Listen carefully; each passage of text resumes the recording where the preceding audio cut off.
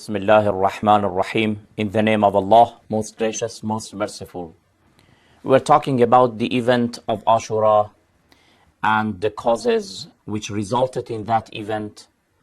We discussed the matter in different programs, and this is the last program regarding this issue because we don't have much time to go into the details. Of course, talking about that significant piece of the history which changed the destiny of mankind, which was a turning point in the history of mankind, needs a lot of programs to be discussed.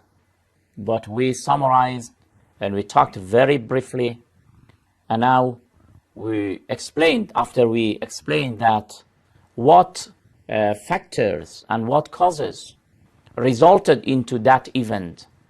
And then we talked about the martyrdom of Imam Hussein alayhi salatu wasalam and his companions and the outcome and results of that massacre happened by the hands of the enemies of Islam.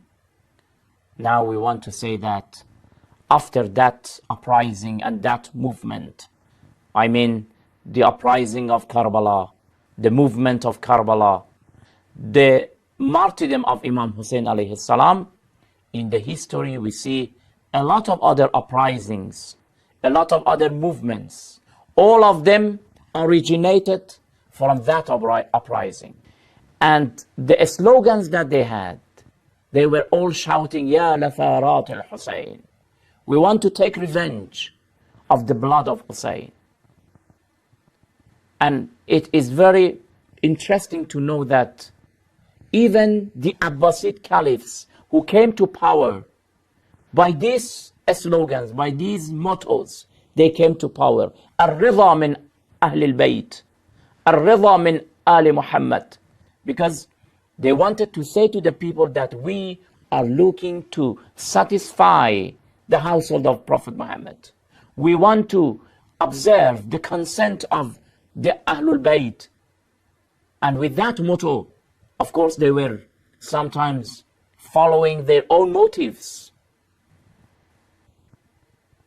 Today, after 14 centuries, all over the world, they are familiar with Hussein alayhi salatu wasalam.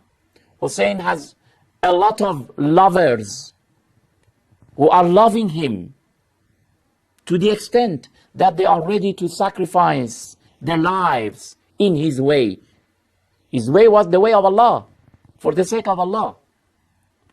Hussein also was one of the servants of Allah. Hussein has today millions of lovers. But what about the Umayyads? The Umayyads caliph, where are they? How much they are respected? In the history, we only see the overthrow of that dynasty. They didn't last too much. Almost 14 caliphs came to be on power from the same genealogy, the Umayyads. But their power did not last, sometimes even for months. They were all came and then they were killed, defeated, died. And today there is no news about them, about their graves. Where are they? And this is the destiny of the good doers and wrongdoers. This is the history. History is like a mirror.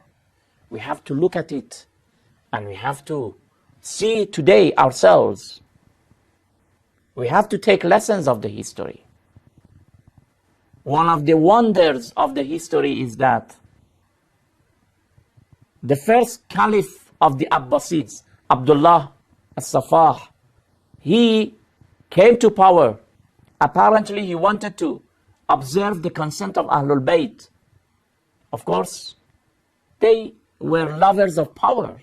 They wanted to be on power.